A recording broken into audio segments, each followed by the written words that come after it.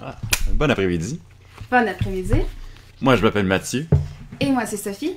Et bienvenue à la dernière épisode de l'Ordre de Jacques Cartier, tome 1, un mystère en Ontario.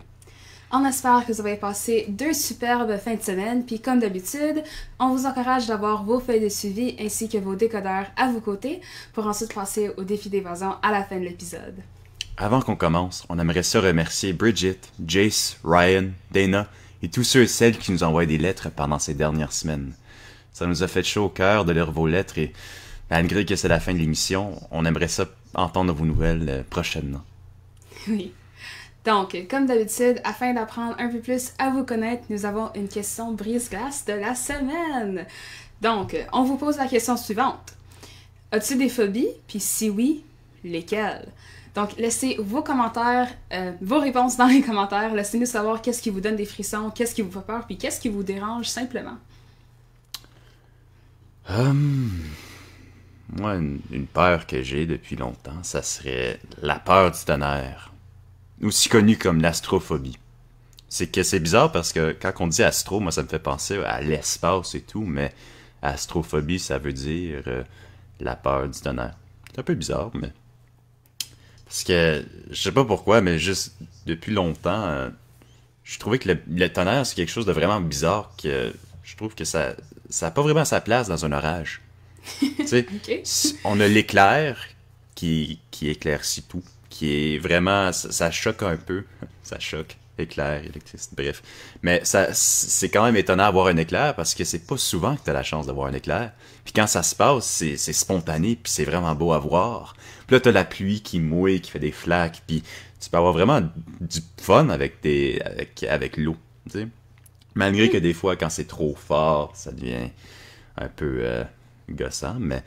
Puis là, t'as le tonnerre qui est dans tous les sens, c'est pas plaisant. C'est bruyant, ça sort nulle part. Puis pour moi, ça me fait penser à un mononcle qui vient à un party, puis il te traite comme un enfant quand t'as 2 fois l'âge que t'avais la dernière fois que tu l'as vu. Ça? Mais c'est assez de ranter pour moi, là, pour l'instant. Bon, merci Mathieu de partager. Ben, pour moi, comme vous auriez pu le constater dans les épisodes précédents, j'ai une peur des araignées. C'est très simple. J'aime juste pas les araignées. Je vois un araignée, je suis comme... Je sais pas, on dirait... J'arrête. Je sais pas, on dirait j'oublie qui je suis, puis c'est toute une grosse affaire existentielle. Ouais. En tout cas, je déteste les araignées. Donc, merci de nous avoir... Oui. Juste le fait de le voir sauter un peu partout dans la chambre à cause que tu as vu un araignée dans le coin. C'est toute une séquence de mouvements, on pourrait dire même une chorégraphie. Ok, Mathieu, merci. Donc, merci aussi à vous à l'autre bord de l'écran de nous avoir dit vos phobies puis vos peurs. Donc, ouais. Alors, sans plus tarder, je pense que c'est le temps qu'on passe à la prochaine section, celle-ci étant la section de la lecture. Alors, il nous manque juste à nous procurer nos livres, puis à faire sûr qu'on a le tout. Ouais, je pense que j'ai tout. Toi, t'as... Ah. Sophie? T'as de l'air d'être triste? Non. Je ne fais que mettre en vue mes larmes. Je sais pas, j'ai quelque chose dans l'œil, j'ai des allergies saisonnières. Oh, wow. Mon Dieu, Sophie. T'es vraiment bonne! Comme... Je le crois vraiment que t'es triste présentement. Là, je sais que c'est indiqué dans le texte que faut que tu rajoutes un peu d'émotion, mais présentement, là, ce que tu me donnes, c'est vraiment beau à voir. Wow. On dirait que la fin de la série est à nos trousses. Ouais, c'est vrai, mais je pense pas que c'est le temps de pleurer maintenant. On a encore une section de la lecture à faire. Puis, écoute, on va sauvegarder nos larmes pour après l'émission, ok? Ok. Ok, parfait. Ramasse ton livre, puis commençons la lecture.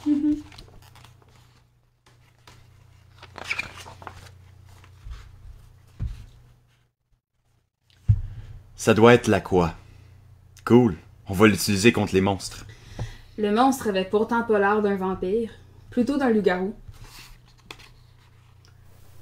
Ah, les jeunes. Tout le monde sait que les vampires, ça existe pas. Ben oui. Tout le monde sait ça. Pareil comme tout le monde sait que les loups-garous, ça existe. C'est sûrement pas cette vieille coupe. On ferait quoi avec ça? Servir du vin aux monstres? En fait, l'artefact c'est la coupe. Je peux pas vous dire à quoi ça sert, mais c'est à ton tour de donner ta vie pour la protéger. Vous êtes pas sérieux. Vous savez pas à quoi elle sert. Vous avez pris près d'un siècle pour vous informer. Vous avez perdu une jambe, un œil, une main et 23 dents pour défendre cette coupe. Puis vous êtes jamais demandé à quoi elle servait.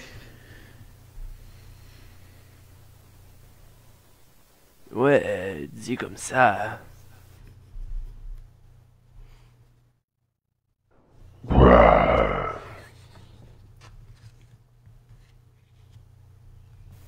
Sauvez-vous. Prenez mon camion. Je me charge du monstre. Dépêche. Et puis là, qu'est-ce qu'on fait?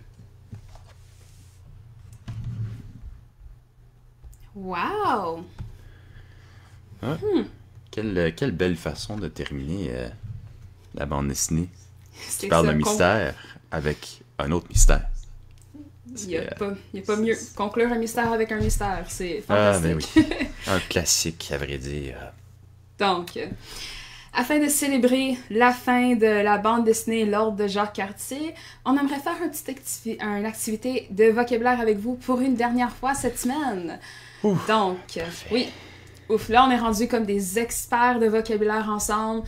J'ai confiance en nous. Donc, comme d'habitude, nous allons faire un survol de toutes nos expressions, suivi par un survol de nos définitions, puis ensuite, on s'attaque à l'activité. Donc, oui. ça me donne le goût, là, s'attaquer à l'activité, mon Dieu. Oh Tu oui. me motives, Sophie. OK. Donc, la première expression est sûrement. En anglais, ça se dit surely, certainly. Puis, pour le mettre en contexte, je pourrais dire c'est sûrement pas ça qu'il veut dire. Mhm. Et là, passons à la prochaine expression, celle-ci étant ce. Si on traduit ça en anglais, this, et si on met ça en contexte, est-ce que c'est cette vieille coupe-là que tu cherches? Ensuite, nous avons le mot artefact, en anglais, artifact. Puis, pour le mettre en contexte, je pourrais dire l'artefact, c'est une vieille coupe. Mhm. Mais tu sais, en pensant d'artefact, j'étais un peu déçu que ça soit une coupe. Ah, T'sais, mais... Parce que quand tu penses à artefact, genre, tu penses à quelque chose de mystérieux, fait en or, comme la petite statue dans Indiana Jones, là. Tu sais, quand il va au temple, puis là, il change la statue avec un sac de sable, puis là, il y a une boule qui court après, tu sais. C'est ça que... Peut-être que je regarde trop de films, finalement. Ouais, peut-être. Ouais, comparer l'ordre de Jean Cartier avec Indiana Jones, c'est un peu intense. Continuons. La prochaine expression, à quoi ça sert? Si on traduit ça en anglais, what's the use? Et si on met ça en contexte, à quoi ça sert de courir? Il faut mieux partir à temps. Très bon point. Puis ensuite, nous avons l'expression sta.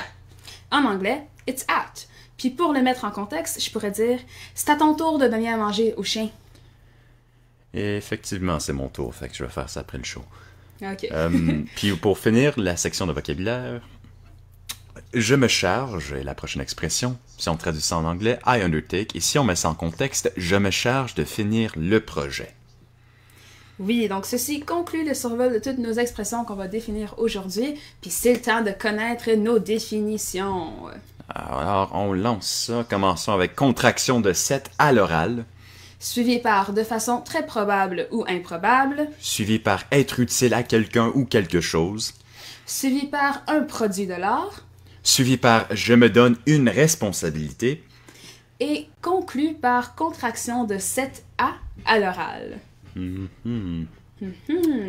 Alors, c'est le temps d'associer le tout. Alors, commençons avec la première définition qui est pour le mot sûrement. Donc, comme d'habitude, n'hésitez pas de mettre vos réponses dans les commentaires afin de nous aider avec cette activité. On a besoin de vous, c'est du travail d'équipe. Puis, c'est pour notre dernière fois, donc on va rendre ça super spécial.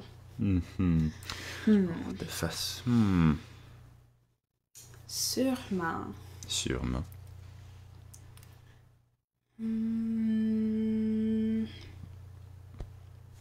Sûrement. Attends, j'ai une idée. Sûrement, ça peut être dit de façon, genre, ça peut être utilisé pour indiquer quelque chose de très probable ou de probable, une probabilité.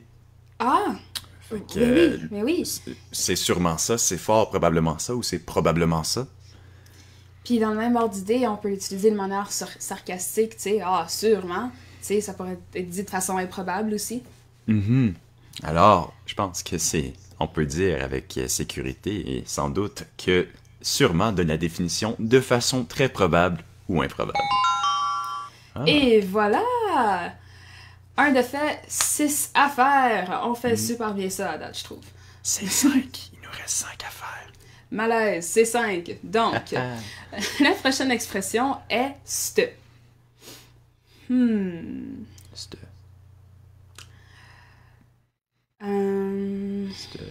C'te. Ah! Moi, j'ai une petite idée qui me jette dans la tête, mais je vais laisser y penser pour 2 secondes. Écrivez vos hypothèses, vos réponses dans les commentaires, puis tout, puis je vais vous parler dans un sous peu.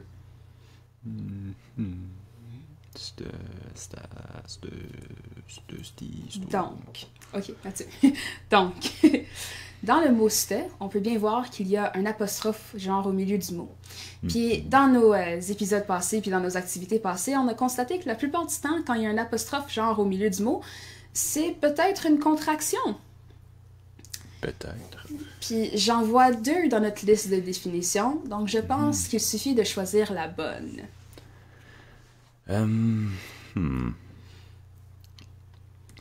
Je pense pas que ça serait contraction de cet à l'oral. Ah, Parce pourquoi? que je pense que ça serait plutôt utilisé pour l'autre contraction. Parce que dans le mot qu'on cherche présentement, il y a un apostrophe, puis je vois pas le A qui serait situé dans ce mot-là. Très bon point. Donc, des déductions de Mathieu, ça devrait être c'te est une contraction de cet à l'oral. Et voilà, c'était la bonne réponse. Alors, passons à la prochaine définition pour le mot artefact. Artefact. Artefact. Tu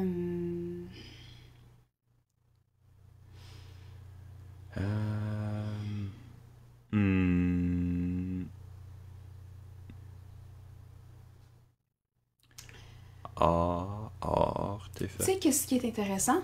C'est que artefact, je pense que, hors de notre liste de vocabulaire d'aujourd'hui, c'est le seul qui est un nom commun. Tu sais, ça pourrait être un objet peut-être, ou... Un produit de quelconque, là. Ou...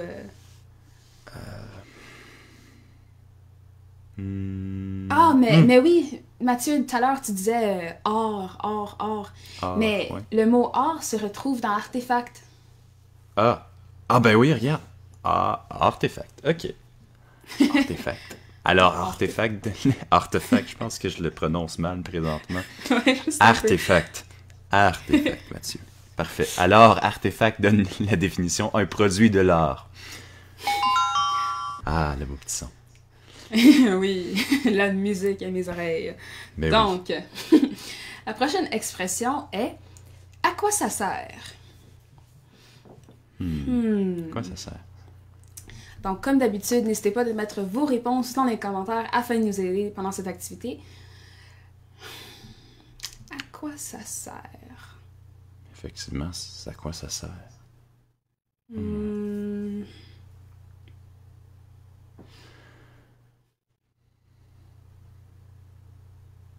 Mais servir, c'est quoi justement? Servir. Me semble, c'est quand tu te rends utile à quelqu'un ou quelque chose, dépendamment c'est quoi tu veux servir ou c'est quoi tu sers. Ou quelque chose du genre. Pas trop... Oh, mais regarde Mathieu, ce que tu viens de dire, c'est une autre définition. Ah ben oui! Oui! C'est la définition être utile à quelqu'un ou quelque chose. Parfait. Donc, à quoi ça sert? C'est bel et bien être utile à quelqu'un ou quelque chose. Alors passons à la prochaine définition, celle-ci étant pour sta. Sta. Sta. Sta. Staccato. Ok. Mais on avait une autre... Ça, c'est une contraction, le mot sta. Puis, Oui. comme celui qu'on a vu tantôt, fait que si on regarde dans les définitions, on aurait trouvé une définition qui a le mot contraction dedans. Et Comme qu'on peut la voir. voilà. Ben oui, regarde, contraction de θ à l'oral. Alors, sta donne la définition contraction de θ à l'oral. Bon, le moment tant attendu. Il nous reste juste une expression puis une définition. Vous savez déjà quoi faire. Moi, je sais déjà quoi faire. Mathieu, j'en suis pas trop certaine, mais Ouais, ok. Je te laisse le faire. merci. Je me charge, si bel et bien, je me donne une responsabilité. Et voilà, ceci conclut notre dernière activité de vocabulaire et on vous montre les réponses sous peu. Puis merci beaucoup de votre participation. Donc, ici, on peut voir toutes les flèches qui pointent à toutes les définitions, puis assurez-vous d'avoir associé les bons mots aux bonnes choses. Donc, on va faire une petite récapitulation vite faite. Sûrement, c'est bel et bien de façon très probable ou improbable. C'est une contraction de set à l'oral. Artefact, c'est un produit de l'art. À quoi ça sert? C'est être utile à quelqu'un ou quelque chose. Sta, c'est une contraction de cet A à l'oral. Et je me charge, c'est je me donne une responsabilité. En parlant de responsabilité, Sophie, moi, je me donne la responsabilité. Je me charge de présenter la prochaine activité. Ouh! Belle initiative, Mathieu. Oh, merci. Mais la prochaine activité aujourd'hui, c'est une présentation qui parle de l'ordre de Jacques Cartier. Ouh! Les droits et les privilèges. Wow! Et la légende du loup de la fontaine. Ouh! Merci, j'apprécie que tu rajoutes des sons à ce que j'ai dit. Ah, Je y a pense pas de quoi, que y a pas de quoi. ça rajoute un petit quelque chose. Alors, sans plus tarder, commençons avec la présentation. Qu'est-ce que c'est l'ordre de Jacques Cartier? C'est la belle image. Alors, si on continue à cliquer, on peut voir que l'ordre de Jacques Cartier, au JC, communément appelé La Patente, est une société secrète fondée en 1926 à Vanier, aujourd'hui Ottawa, en Ontario. En public, les membres utilisent le terme général La Patente pour faire référence aux rencontres. Leur mission était de promouvoir les intérêts religieux, socio-économiques des Canadiens français et de défendre les intérêts des minorités francophones du Canada. L'ordre voulait contribuer à la formation d'une élite dévouée aux causes importantes des francophones. L'ordre luttait, entre autres, pour le bilinguisme institutionnel, l'éducation en français, la radio et la télévision francophones, les services en français, la francisation de certains noms et d'autres documents, la diffusion du journal Le Droit et la création de l'hymne national. Elle souhaitait aussi obtenir une équité d'emploi car les francophones avaient plus de difficultés que leurs collègues anglophones à obtenir des emplois et des promotions. Sa dissolution eut lieu en 1965. Selon les dirigeants, l'ordre avait accompli sa mission. Fait à souligner, l'ordre est entièrement composé d'hommes qui ont des rôles importants au sein d'organismes majeurs de la structure politique et commerciale. Leurs décideurs, journalistes, juges, avocats, politiciens, hommes d'affaires, ecclésiastiques, fonctionnaires, recrutés pour leur talent en lobbying, cherchaient à exercer une influence indirecte sur les opinions dans leur milieu immédiat, dans le secteur privé, public ou privé. Son principal mot d'ordre est la discrétion. Les rencontres ont lieu dans des sous-sols d'églises ou des locaux universitaires afin de ne pas attirer l'attention. Pour y rentrer, un mot de passe y est requis. Pour communiquer entre tous ses membres, l'ordre utilisait une publication mensuelle, Les Mérions, nommée en l'honneur de l'un des navires de Jacques Cartier. Ouh, fort intéressant. Mais oui. Donc, suite à avoir appris ces informations, parlons de nos droits et nos privilèges. Donc, les droits et les privilèges. Qu'est-ce qu'un droit et qu'est-ce qu'un privilège? Donc, premièrement, nous allons parler des droits ensemble. Personne ne peut déroger aux droits. Puis déroger, ça veut dire enfreindre. Tous et chacun doivent les respecter. Si tu as des droits, tu as aussi des devoirs. Puis en voici quelques-uns. Donc, le droit d'avoir un nom, une nationalité, le droit d'avoir des vêtements, un logement et de manger à sa faim, le droit d'être soigné, le droit au mariage et le droit de fonder une famille, le droit d'être protégé contre les mauvais traitements, aussi connus sous le nom du droit à la sûreté, le droit d'être éduqué dans sa langue maternelle, le droit de ne pas travailler comme un adulte si tu es un jeune enfant, le droit d'avoir un avis et de l'exprimer, donc le droit à l'expression, le droit de se réunir avec d'autres enfants ou le droit à la liberté d'association et le droit à la liberté de réunion et plusieurs autres droits. Donc, prochainement, nous allons aussi parler d'égalité. Selon le principe d'égalité, tous les humains doivent être traités de la même manière avec la même dignité. Nous avons tous les mêmes droits et nous sommes, alors, tous soumis aux mêmes devoirs. On a tous des responsabilités. Les droits ont été écrits pour réduire la discrimination. Puis, c'est quoi la discrimination? Il y a discrimination lorsqu'un individu est traité de manière inégale et défavorable en fonction de son origine, de son nom, de son sexe, de son apparence physique, de son âge, de sa religion, de son appartenance à un groupe, de sa langue et autres. On dit alors qu'il est victime de discrimination. Donc, la censure. Parfois, certains groupes minoritaires se voient imposer une censure. La censure est la limite à la liberté d'expression. La censure extérieure est celle exercée par un pouvoir, comme un gouvernement ou l'Église. Elle tente alors de réagir à certaines idées et certains contenus, soit les livres, les journaux, les dessins, les spectacles, les films, les sites internet et toutes autres sortes de formes de médias qui ne conviendraient pas à leurs normes. Les critères d'évaluation peuvent s'appuyer sur des idéologies politiques, philosophiques ou morales. Par exemple, autrefois, la censure religieuse décidait des œuvres que les gens pouvaient lire et enseigner. Par contre, c'est parfois une bonne chose. Par exemple, quand elle est imposée par soi-même. On appelle cela l'autocensure.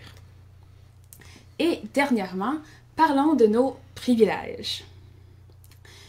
Pour nous aider à comprendre la différence entre un droit et un privilège, utilisons ces exemples. Premièrement, nous avons le droit d'apprendre le français au Canada. Alors, nous sommes privilégiés si nous fréquentons une école francophone. Donc, nous avons la responsabilité de nous exprimer en français lors de nos cours. Un deuxième exemple, nous avons le droit de nous exprimer en français ou en anglais au Canada. Ainsi, nous sommes privilégiés de vivre avec plusieurs cultures linguistiques. Donc, nous avons la responsabilité d'apprendre au sujet des autres cultures. Et dernièrement, mais non la moindre, nous avons le droit d'être en sécurité. Aussi, nous avons le privilège d'évoluer dans un pays où on ne tolère pas les abus. Donc, nous avons la responsabilité de choisir nos actions pour procurer cette sécurité à tous les citoyens. Et juste à côté, il y a une image de la Charte canadienne des droits et libertés. Et juste en bas à droite, on voit la signature à Pierre Elliott Trudeau, le père à Justin Trudeau. Fait amusant. Donc, ceci conclut le segment au sujet des droits et des privilèges. On s'en reparlera plus tard. Mais pour le moment, parlons de la légende du loup de La Fontaine. Ceci est une légende que nous avons discutée à notre première ou bien deuxième épisode. Donc, juste un petit extrait. J'ai lu une légende vraiment intéressante qui vient de la région du chalet de ton oncle. Ah ouais? C'est quoi? La légende du loup de La Fontaine.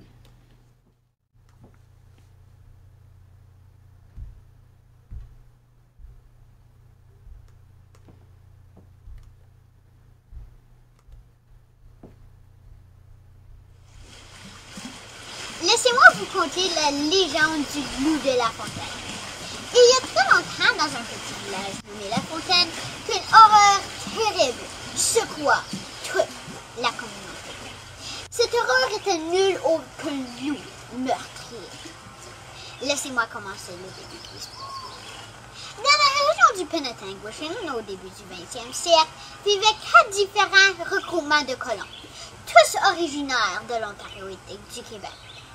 Même s'ils étaient tous français et catholiques, les habitants côtoyaient seulement les gens de leur regroupement et se méfiaient des autres. Donc, le village de La Fontaine était divisé. Par un soir de mars, monsieur et madame Lurty se rendent chez eux de la ville de Penetanguishene en carrosse. La nuit était fraîche et il y avait des milliers d'étoiles dans le ciel éclairées par la lune. Tout à coup, le couple entend au large de la baie Georgienne, recouverte de glace qui se fissure, un hurlement qui les fait trembler de peur. Oh! Quand Joseph rend les chevaux à l'étable, il voit une silhouette noire passer direct devant lui. Il est sûr d'avoir vu un loup. Mais est-ce possible? Madame Lortie ne croit pas du tout son mari.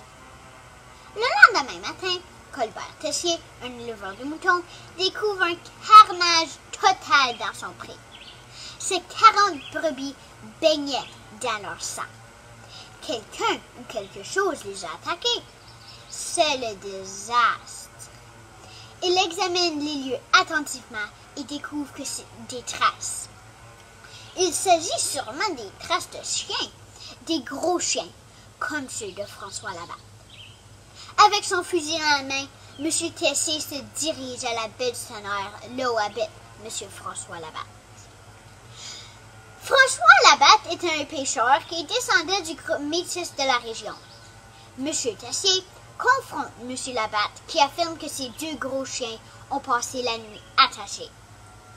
M. Tessier, pas convaincu, regarda aux pistes de chiens et prit son fusil et abatta froidement les deux gros chiens de M. Labatte. Pourtant, cette nuit-là, M. Tessier entend un hurlement qui glace le sang. Place donc à la terreur. Chaque soir, le loup annonce le début d'une nouvelle série de ravages par son hurlement qui transperce la nuit comme la lame d'un couteau. Il se promène partout dans la région. La bête maléfique ne fait pas la distinction entre les habitants possédants de bonnes terres et ceux ayant des fermes moins productives. Les ravages sont ressentis partout au village. La région de La Fontaine devient un camp armé où tous les hommes se promènent avec leurs fusils. Les meilleurs chasseurs et les tireurs les plus habiles poursuivent le loup sans relâche. On recrute des objets boués à l'île des Chrétiens pour dépister la bête, mais le loup évite toutes les balles et tous les pièges. Jour et nuit, le loup était invisible. Par contre, le loup aimait bien les enfants. Parfois, les jeunes rencontrent le loup après avoir retourné de l'école et parfois en allant à l'école. Oh, les parents avaient peur.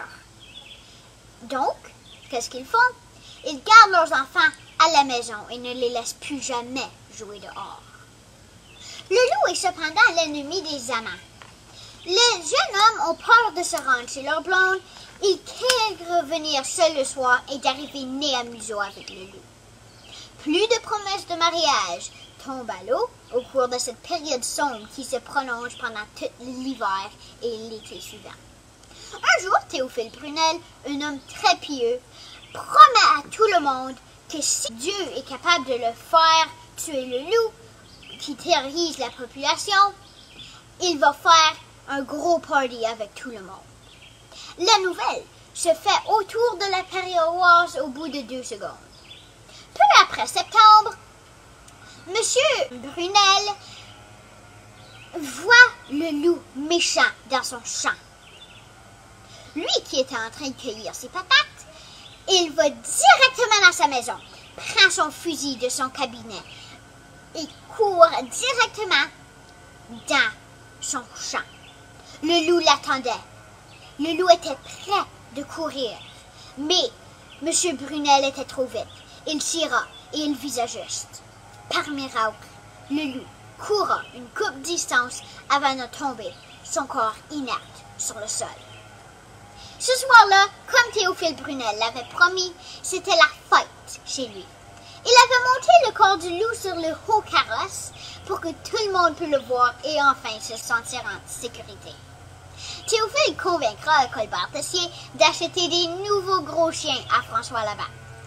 Le lendemain matin, le village en entier se présenta à la fête offerte par Théophile Brunel. Le curé profite de cette occasion exceptionnelle pour ancrer la nouvelle solidarité de la communauté. Triomphalement, le prêtre affirme que le loup n'est donc pas l'auteur de maux, mais d'un très grand bien. Il vous a unis. Et là, on commence une nouvelle ère. Uni, le village de La Fontaine travaillera désormais pour bâtir une communauté forte. Wow! Donc, un gros merci à Félix Dubitz pour nous avoir conté la légende du loup de la fontaine avec brio. Donc, l'histoire s'articule autour de 9 chapitres, puis chacun y est présenté comme un tableau, une scène dramatique. Dès le début, une tension est perceptible et elle continue à s'intensifier jusqu'à la mort du loup. Résumons les principaux événements. Chapitre 1. Joseph Lortie et son épouse Philomène entendent un hurlement qui leur fait peur. Joseph rentre les chevaux à l'étable et il est certain d'avoir vu un loup. Chapitre 2. Colbert Tessier découvre que ses 40 brebis ont été éviscérées durant la nuit. Il abat les 2 chiens d'un voisin. Chapitre 3. Chaque soir, le loup annonce le début d'une nouvelle série de ravages par son hurlement. La bête ne fait pas la distinction entre les habitants possédant de bonnes terres et ceux ayant des fermes moins productives, ni entre les différents groupes d'habitants. Chapitre 4. Dans la région de La Fontaine, les meilleurs chasseurs et les tireurs les plus habiles poursuivent le loup sans relâche. On recrute des Ojibwés pour dépister la bête. Mais le loup évite tous les pièges et toutes les balles. Chapitre 5. Curieusement, le loup aime bien les enfants. Parfois, les jeunes le rencontrent en revenant de l'école.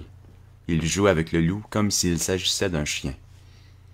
Chapitre 6.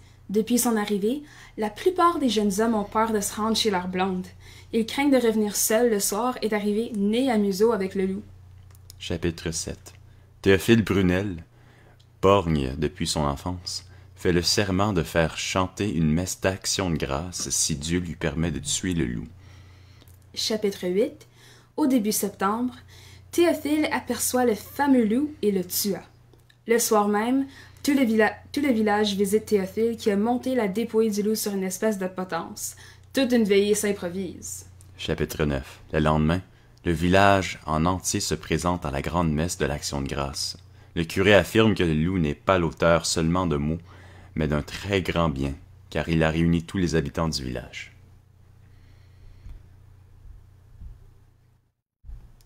Alors, si on continue, on peut voir la belle photo de curé Thomas Machildon, l'auteur de la légende du loup de la fontaine.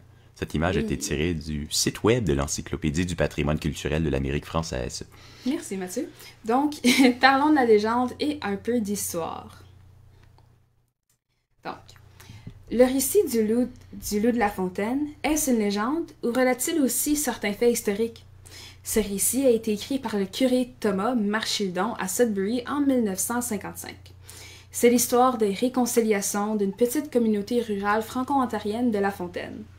La légende raconte comment un loup maléfique a réussi à unifier les premières familles divisées de cette région devant un ennemi commun, soit le loup. Et quelques faits historiques. Donc, en 1856, à La Fontaine, le plus vieux village de l'Ontario français, les habitants du village, surtout des agriculteurs, étaient divisés en 4 groupes. Le premier groupe, majoritairement des métis de langue française, seront les premiers à s'établir à La Fontaine. Il y aura ensuite 3 autres vagues de colons qui défricheront les terres sur ce village. Les premiers arrivés prendront les meilleures terres et les autres l'installeront sur celles qui restent. Les villageois deviendront fermiers, d'autres pêcheurs, éleveurs ou bûcherons. Tous partagent le français et la religion catholique, mais ils se méfient les uns des autres. Les membres d'un groupe adressent très peu la parole à ceux des autres groupes. La légende les a réunis. Autre fait important, aujourd'hui encore, les habitants de ce village continuent d'être solidaires et courageux pour lutter pour leurs écoles et leurs services en français. Et chaque année, on y commémore cette belle réussite avec le Festival du Loup. Maintenant, il est temps de parler du Festival du Loup. Pour voir son beau petit logo. La légende est devenue si marquante que le Festival du Loup a été créé. On organise sa 17e édition pour l'an prochain. On célèbre tous les ans la légende du loup de la fontaine, la 3e semaine du mois de juillet. C'est un festival pour toute la famille qui vous transporte au 17e siècle par le biais de la musique, des spectacles, des expositions historiques et de la gastronomie. Il y a aussi un concours de hurlements. Fait intéressant, Damien Robitaille vient de cette région et fait parfois une prestation au Festival du Loup. Ok, Mathieu, on se calme. Pour plus d'informations, allez visiter leur site web à www.festivalduloup.on.ca. Merci Mathieu. Donc ceci conclut notre présentation de cette semaine qui était remplie de super bonnes informations pertinentes puis de choses qui fait un peu penser, tu sais, l'ordre de Jean Cartier puis la légende du Loup de la Fontaine puis autres là. Puis c'est le temps de finalement mettre ces connaissances-là en pratique. C'est le moment pour les fiches. Alors cette semaine, on a 3 fiches qui nous attendent. Une des fiches est différente que d'habitude. On va vous expliquer la fiche une fois qu'on se rend à cette fiche-là. Mais comme d'habitude, les fiches contiennent plusieurs questions, quelques questions à réponse à développement, quelques réponses courtes et quelques réponses à choix personnel. Alors, sans plus tarder, commençons avec la première fiche. L'ordre de Jacques Cartier n'est pas une secte comme je l'imaginais dans la bande dessinée. À cette époque, il était constitué d'hommes qui souhaitaient influencer les décisions... Il y avait aussi des femmes, je pense, Mathieu. Ah oui, c'est vrai. Pardon, c'est de ma faute. Qui souhaitaient influencer les décisions publiques pour promouvoir les intérêts des Canadiens français. Alors, quelles décisions publiques souhaiteriez-vous être en mesure d'influencer? Donc, pour ces questions, nous allons procéder de la manière suivante. Donc, on va lire la question, on va parler de pistes de réflexion pour les bonnes réponses, puis on va passer à la prochaine, puis on regardera toutes les réponses en même temps, après avoir passé à chaque question. Donc, la première, ça demande de nommer un droit que vous seriez prêt à défendre. Donc, n'hésitez surtout pas de mettre vos pensées, vos réponses ou quoi que ce soit dans les commentaires afin de commencer des discussions ou simplement juste partager vos idées.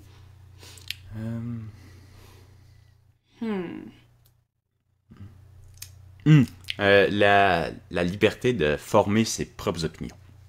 Ah, oui, ça c'est très intéressant. Je pense que ça fait partie même de nos libertés fondamentales. Donc pour cette question-là, vous, à l'autre bord de l'écran, pensez à la présentation qu'on vient de faire, puis pensez à la section de droits et de privilèges.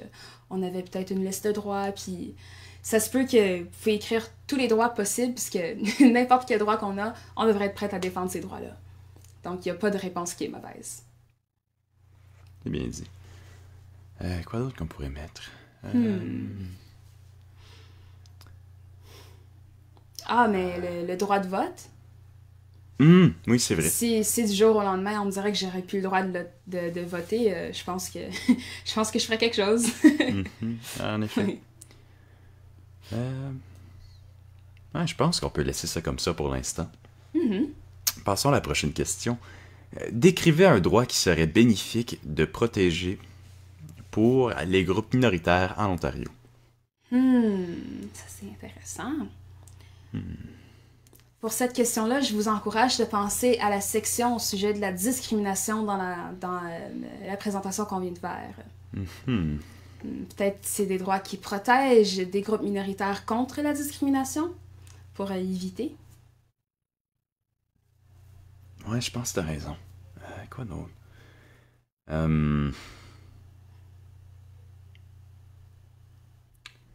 Peut-être... si jamais tu te fais charger pour un crime, d'avoir un procès juste et équitable. Oui, ça c'est très important, ça fait partie de nos droits aussi. Donc, gardez ça en tête, puis on va passer à la prochaine question, qui est « Décrivez un droit qui protège les Autochtones. »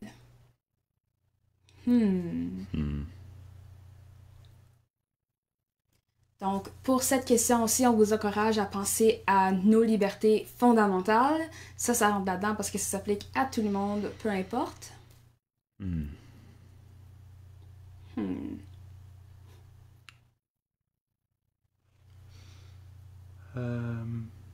C'est une très bonne question, celle-là. En effet. Donc, on va passer à la dernière question, qui est « Décrivez un droit qui vous permet d'exprimer vos idées et vos opinions sur les médias sociaux. » On pourrait faire un lien avec cette question-là, avec la première question. Oui, tu t'avais dit que un droit que tu serais prêt à défendre, c'était de former tes propres opinions. Ça pourrait rentrer dans la liberté... Liberté On va laisser ça comme ça. Je veux pas C'est trop ça. Donc, on vous a donné les indices. On a pensé fort à chaque question. Je pense qu'on le mérite de voir les réponses, puis on va passer à travers ensemble. Donc, pour la première question, nommez un droit que vous seriez prête à défendre. Si votre réponse n'apparaît pas à l'écran, n'ayez aucune crainte. C'est vraiment des réponses... s'il n'est pas là, c'est parce qu'on n'a juste pas eu la place de le mettre. Parce que c'est une réponse ouverte à plusieurs choses qu'on aurait pu mettre. Donc ici, on a les libertés fondamentales, qui incluent le droit de pratiquer ou non sa religion, c'est important. La liberté de former ses propres opinions, comme Mathieu le disait tout à l'heure, puis ensuite la liberté d'exprimer ses opinions. Ceci inclut aussi le droit d'organiser des manifestations pour se combattre contre des enjeux qui nous tiennent à cœur. Ici, on y trouve aussi nos droits démocratiques, par exemple le droit de vote, comme je disais, je serais prête à défendre mon droit de vote. Aussi, nous avons les garanties juridiques, par exemple en cas d'arrestation. C'est intéressant parce que récemment, il y a eu beaucoup de manifestations de la part du mouvement Black Lives Matter qui essaient de défendre leurs garanties juridiques. Donc, ils sont prêts à défendre ce droit-là qu'ils devraient avoir en tant que citoyens. Ensuite, nous avons les droits à l'égalité. Puis en exemple, on a la discrimination. Donc, le droit à l'égalité nous protège les groupes minoritaires ou qui que ce soit contre la discrimination. Ensuite, nous avons les langues officielles du Canada et le droit à l'instruction dans la langue de la minorité. Merci Sophie pour ces belles réponses. Passons à la prochaine question. Décrivez un droit qui serait bénéfique de protéger pour les groupes minoritaires en Ontario. Alors, comme réponse, on a droit à l'égalité, de ne pas être traité injustement à cause de son origine ethnique, de sa religion ou de sa langue maternelle. Et on a garantie juridique de bénéficier d'un procès juste et équitable si on est accusé d'un crime. Oui. Et pour la prochaine question, décrivez un droit qui protège les Autochtones. Ici, nous avons comme suggestion les libertés fondamentales, vu qu'elles s'appliquent à tout le monde. Donc, le droit de choisir ses amis et de réunir. Mais j'aimerais aussi souligner que dans la Charte canadienne des droits et des libertés, à l'article 25, pour être spécifique, il est écrit « Le fait que la présente charte garantit certains droits et libertés ne porte pas atteinte aux droits ou libertés, soit ancestraux, issus de traités ou autre chose, des peuples autochtones du Canada. » Donc, en français, ça veut dire que peu importe ce qui est écrit dans la charte, peu importe les droits de la charte, ces droits-là ne peuvent pas enfreindre les droits des Premières Nations. Donc, c'est un article sur la charte écrit afin de protéger les Autochtones. Oui, et pour la dernière question, décrivez un droit qui vous permet d'exprimer vos idées et vos opinions sur les médias sociaux. Alors, nous avons les libertés fondamentales, la liberté de former ses propres opinions et la liberté d'exprimer ses opinions. Et voilà, ceci conclut la première fiche avec les activités au sujet de nos droits. C'était fort intéressant, puis merci d'avoir participé avec cela. On peut passer à la deuxième fiche. Donc, pour cela, on a quelque chose d'un peu plus spécial pour vous. Donc, en effet, comme vous voyez, nous avons un carré bleu, une lune jaune, un cercle rouge ainsi qu'un cœur vert. Et à quoi ça sert? Bien, au fond, nous allons faire des questions à choix multiples. Donc, nous allons poser une question. Il va y avoir 4 réponses possibles sous forme de les formes puis les couleurs qu'on voit à l'écran en ce moment. Puis, il suffit de choisir la meilleure réponse avec nous. Donc, quels sont mes droits en tant que Canadien français et Canadienne française? Quelles sont les responsabilités qui accompagnent mes droits? Comment puis-je être une citoyenne et un citoyen responsable? Pourquoi les principes d'égalité sont-ils importants? Comment se reflètent-ils dans la charte? Voici quelques bonnes questions dont vous pourriez discuter avec vos amis, questionner un adulte ou faire une recherche sur l'Internet. Mais pour l'instant, amusons-nous avec ce petit quiz. Lisez avec nous la présentation et tentez de répondre aux questions. Puis utilisez cette fiche pour noter vos réponses. Alors, sans plus tarder, commençons avec la première question. Le gouvernement ontarien doit-il offrir des services en français? Le carré bleu. Il n'y a aucune loi qui donne le droit de recevoir des services en français du gouvernement provincial en Ontario et au Canada. Ou, lune jaune, la loi sur les services en français donne le droit de recevoir des services en français du gouvernement provincial dans la capitale du Canada, Ottawa. Ou le cercle rouge, la loi sur les services en français donne le droit de recevoir des services en français du gouvernement provincial dans la capitale de l'Ontario, Toronto. Ou, le cœur vert, La loi sur les services en français donne le droit de recevoir des services en français du gouvernement provincial dans plusieurs régions désignées en Ontario. Quelle réponse? Est-ce le carré, la lune, le cercle ou le cœur? Donc, prenez le temps de choisir la réponse qui est la meilleure. Quelques secondes encore. Et temps écoulé. Alors, la bonne réponse est le cœur. La loi sur les services en français donne le droit de recevoir des services en français du gouvernement provincial dans plusieurs régions désignées en Ontario.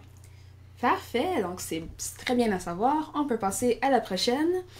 Les citoyens peuvent-ils communiquer avec le gouvernement provincial dans la langue de leur choix? Carré bleu. Oui, il est possible de communiquer avec le gouvernement provincial dans la langue de son choix. Lune jaune? Non. Il est seulement possible de communiquer avec le gouvernement provincial en utilisant l'une des deux langues officielles du Canada. Cercle rouge. Oui, il est possible de communiquer avec le gouvernement provincial dans une autre langue que le français et l'anglais si 25% des citoyens d'une localité parlent cette langue commune. Et cœur vert? Non. Il est seulement possible de communiquer avec le gouvernement provincial en anglais. Quelques Donc vous, à l'autre bord de l'écran, assurez-vous de cocher la réponse qui vous semble la mieux. Et le temps s'écoule, donc la réponse est bel et bien lune jaune. Non, il est seulement possible de communiquer avec le gouvernement provincial en utilisant l'une des deux langues officielles du Canada, et ces deux langues-là, comme on le sait, c'est l'anglais et le français. Alors passons à la prochaine question. Est-ce que les citoyens peuvent se voir refuser un emploi s'ils appartiennent à un certain groupe ethnique? Carré bleu, pardon. Non. Tous les citoyens ont les mêmes droits en vertu des droits à l'égalité. Aucun citoyen peut se voir refuser un emploi à cause de sa religion, de son âge, de ses capacités physiques ou mentales, ou de son origine ethnique. Lune jaune, oui. Certains citoyens peuvent se voir refuser un emploi à cause de leur statut social, de leur religion, de leur âge, de leur origine ethnique. C'est un pouvoir qui est à la discrétion de l'employeur. Le cercle rouge. Non, tous les citoyens ont les mêmes droits en vertu des droits à l'égalité. Aucun citoyen peut se voir refuser un emploi à moins de vouloir faire une profession qui est traditionnellement réservée aux femmes ou aux hommes. Pardon. Et dernièrement, le cœur vert. Oui, certains citoyens peuvent se voir refuser un emploi à cause de leur statut social ou de leur origine ethnique. Les citoyens n'ont aucun privilège. Quelle est la réponse? Quelques secondes. Encerclé. Et voilà, la réponse est le carré bleu. Non, tous les citoyens ont les mêmes droits en vertu des droits à l'égalité. Aucun citoyen peut se voir refuser un emploi à cause de sa religion, de son âge, de ses capacités physiques ou mentales ou de son origine ethnique. Oui, c'est bel et bien ça. Donc, est-ce que les citoyens ont le droit de manifester afin de défendre un enjeu qui leur tient à cœur? Carré bleu. Oui, les citoyens peuvent manifester où et quand ils veulent. Ils ont le droit de faire des manifestations pour exprimer leur désaccord comme ils l'entendent. Lune jaune? Non. Les citoyens ne peuvent pas manifester comme ils veulent. Les affiches et le bruit sont des méthodes illégales.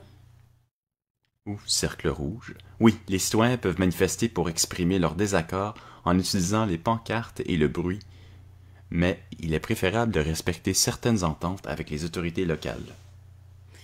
Cœur vert? Non. Les citoyens ne peuvent pas manifester comme ils veulent. Ils sont limités à faire des marches ou à utiliser des méthodes qui ne dérangent pas les communautés avoisinantes. Avoisinantes, wow. Quelle est la réponse?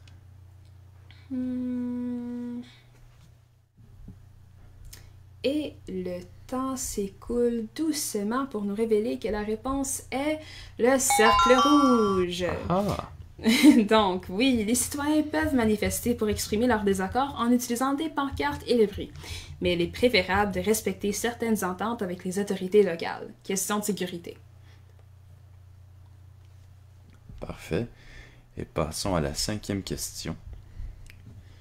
Est-ce que les médias peuvent rapporter tout ce qui se passe au Canada? Carré bleu. Oui.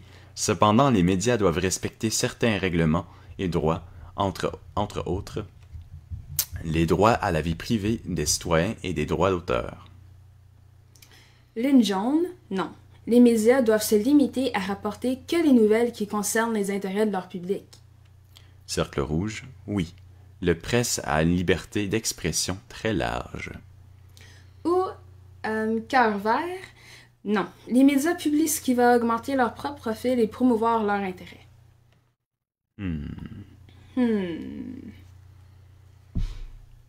Choisissez la réponse qui vous parle le plus. Oui.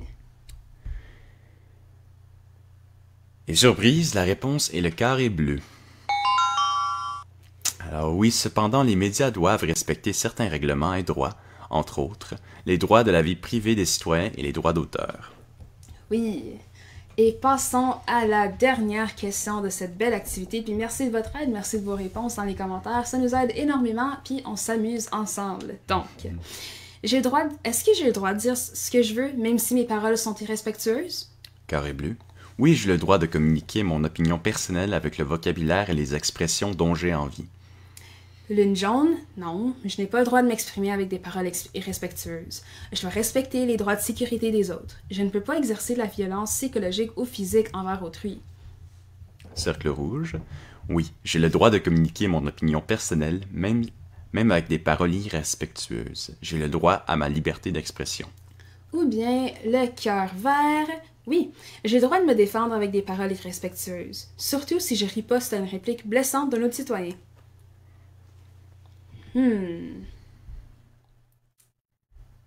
Intéressant. Donc, prenez le temps de cocher la bonne réponse. Vos feuilles doivent être remplies de cochage ou de xage ou peu importe par maintenant. Et le temps s'écroule pour nous révéler que la réponse est la lune jaune. Non, je n'ai pas le droit de m'exprimer avec des paroles irrespectueuses. Je dois respecter les droits de sécurité des autres et je ne peux pas exercer de la violence psychologique ou physique envers autrui. Et c'est intéressant parce qu'on ne peut pas utiliser notre liberté d'expression pour enfreindre la liberté, le droit à la sécurité des autres. On ne peut pas utiliser la charte pour enfreindre les droits d'autres personnes, au fond. Donc, voici nos réponses. Tada! Donc, je vais prendre le temps d'assurer que tout est coché à la bonne place.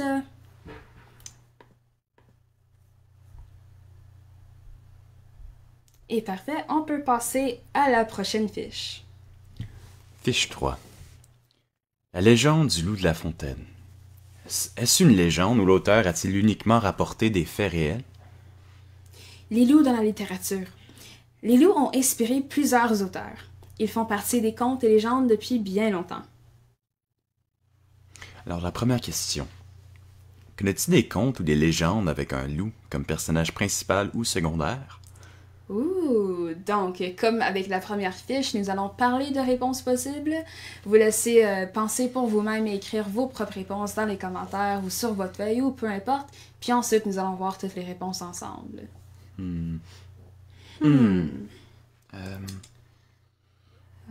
Quel conte qu'on pourrait... avec des loups. Mathieu. C'est le nom m'échappe, là, mais tu sais, le conte avec la petite fille qui va dans les bois, là. Oui, avec avec la grand-mère, là, tartelette, puis la grand-mère là, qui est poilue, qui est grosse bouche, grosse dents. Au nez, puis c'est... Ouais, puis c'est quoi qu'elle portait? Quelque chose, là, oui. Une tuque? Non, je pense pas qu'il faisait froid. Un chapeau? Casquette? Oui, je suis pas vendu sur ça, Capuchon? Un capuchon, ça a sa place, je pense. Ouais. Mais c'est quoi son nom? Ça m'échappe. En tout cas, ouais. il y avait un loup, c'est certain. Oui, on sait ça. C'est quoi l'autre conte aussi, avec les 3 petits animaux, là? Oui. Puis ils ont un kick pour genre bâtir des maisons. Ouais, ils partent leur propre chemin. Un qui construit une maison en paille, l'autre en bois. peut-être en bois, je suis pas ouais. sûr. Faudrait que je relise le conte, mais puis l'autre en briques. Ouais. Genre C'est comme quoi? des agents d'immobilier. Ouais, mais comme peut-être... pas. Puis il me semble qu'il y a un rapport avec du porc. Pas Ouais. trop sûr, quoi. Ouais, je suis pas certaine. En tout cas, Ouais. on est certaine que on est certain que vous pouvez trouver des contes puis les mettre dans les commentaires afin de nous aider à trouver les titres de ces contes, mais on est pas mal certain qu'il y a des loups. Donc, on va passer à la prochaine question qui est: quelles sont les caractéristiques du loup dans les traditions?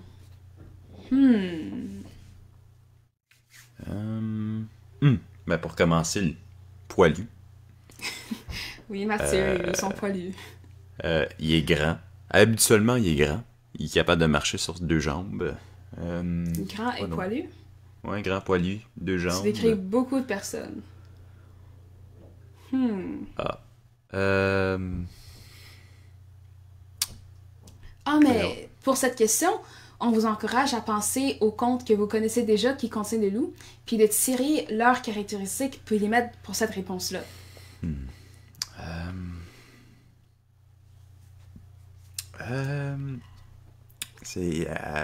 On peut dire que c'est quelqu'un de méchant. Oui, je suis d'accord. Normalement. Ouais.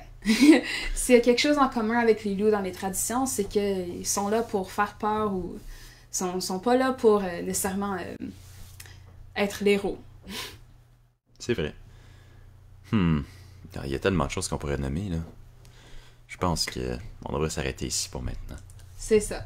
On va faire la prochaine question qui est: quel rôle fait-on jouer au loup et dans quel but?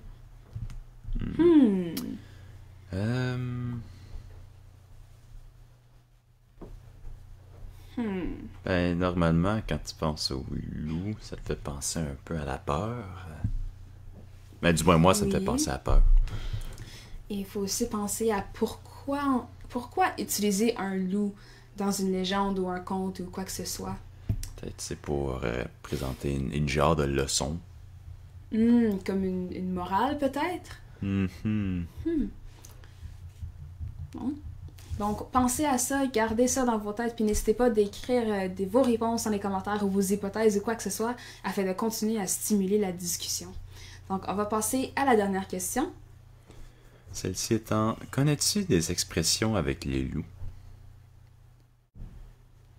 Ouais, j'en ai entendu quelques-unes, je pense. Ouais, moi aussi. C'est quoi celle où tu t'arrêtes pas de mentir continuellement, là? C'est, Crier crier au... crier au...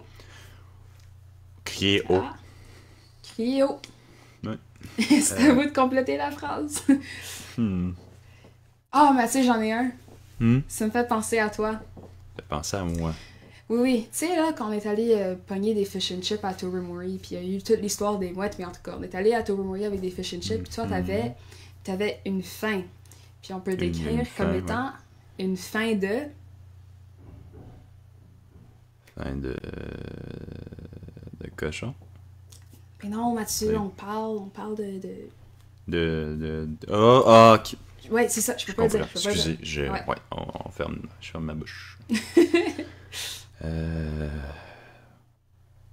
Je pense qu'on va laisser ça comme ça pour l'instant.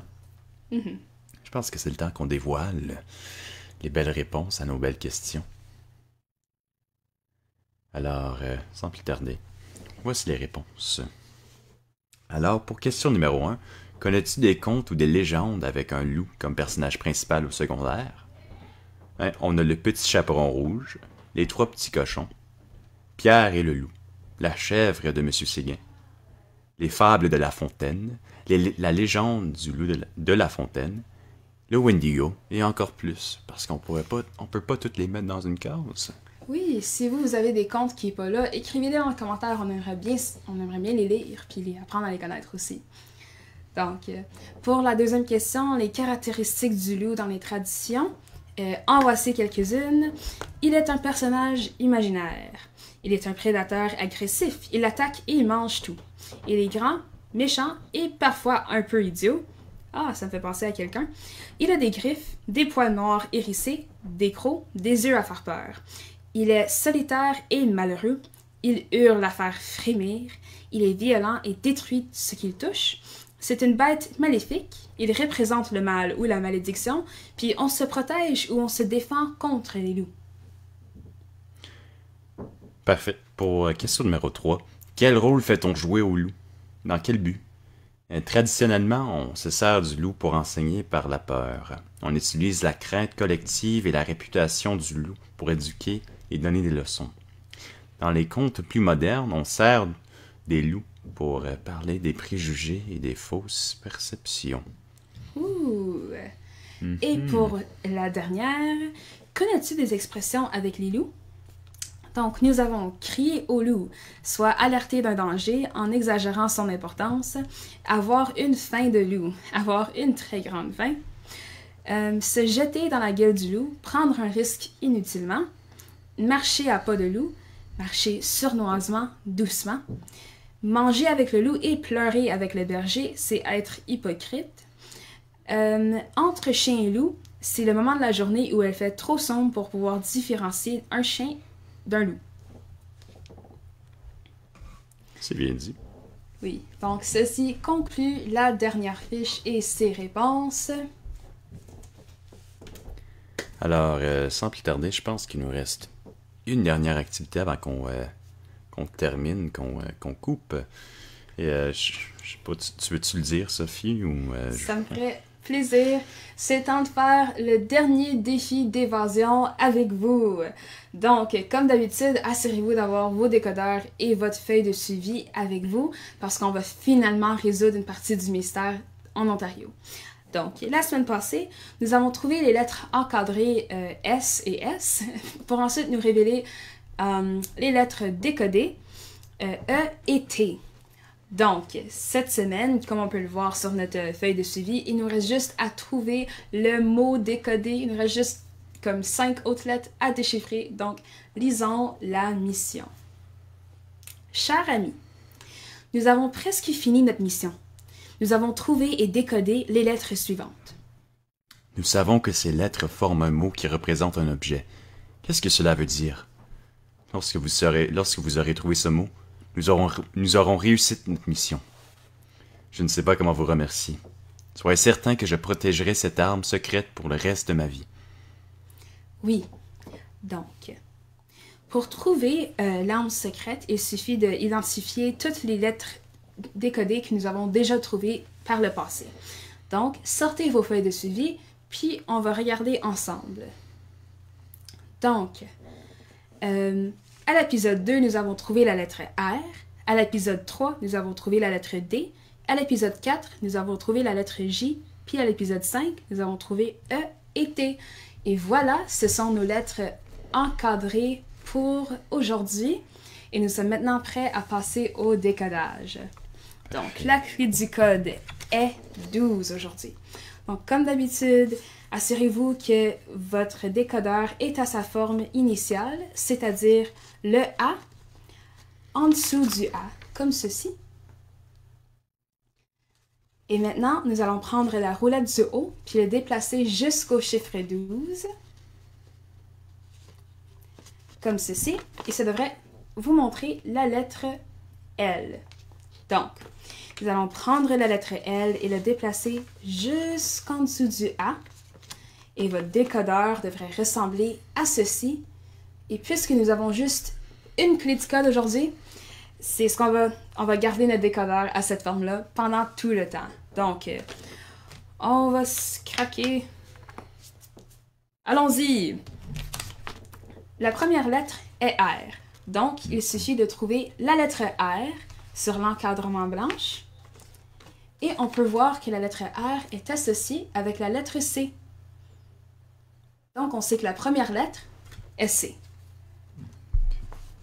Ensuite, la lettre D.